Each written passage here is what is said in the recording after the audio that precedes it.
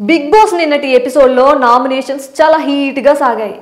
Big బాస్లో nominations ఎలా ఉంటాయో అందరికీ తెలిసిందే.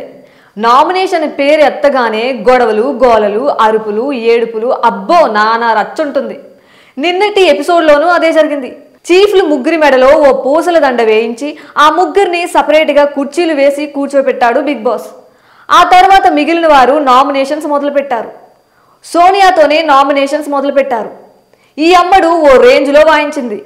సోనియా ముందుగా బేబక్ను నామినేట్ చేసింది. కిచెన్లో ఆమె అంతగా రెస్పాన్సిబుల్గా ఉండడం లేదు అని సోనియా అంది.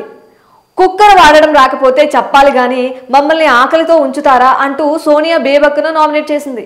కిచెన్ హ్యాండ్లింగ్ మీద గట్టిగానే మాట్లాడింది సోనియా. బేబక్కు మాట్లాడే అవకాశం కూడా ఇవ్వలేదు. ఈలోగా మధ్యలో వచ్చిన చీఫ్లకు కూడా గట్టిగానే సమాధానం ఇచ్చింది.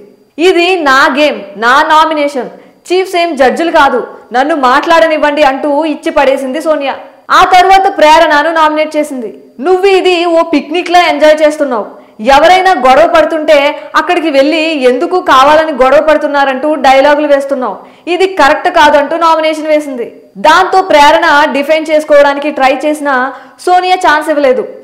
ప్రేరణ కొద్దిసేపు ఎగిరినా సోనియా దెబ్బకు సైలెంట్ అయిపోయింది. ఆ తర్వాత సోనియా నామినేట్ చేసిన వారిలో ఒకరిని మాత్రమే సేవ్ చేయాల్సిన బాధ్యత చీఫ్లపై ఉండడంతో యష్మి బేబక్ను సెలెక్ట్ చేసి ప్రేరణను సేవ్ చేసింది. ఆ తర్వాత నబిల్ వచ్చి మణికంఠను నామినేట్ చేశాడు. ఎవరితోనూ మాట్లాడడు, ఒంటరిగా ఉంటాడు, కెమెరాల ముందేదో చెప్పుకుంటాడు, మింగిలవుడు అంటూ నబిల్ చెప్పాడు. దానికి మణికంఠ సెంటిమెంట్ స్టోరీ మొదలుపెట్టేశాడు.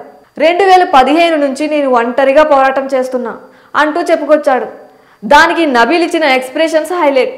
మణికంఠ స్టోరీకి నిఖిల్ బ్రేక్ వేశాడు. ఆ తర్వాత బేబక్ను నామినేట్ చేశాడు నబిల్. వీరిలో నాగమణికంఠను నామినేట్ చేసి బేబక్ను సేవ్ చేసింది యష్మి.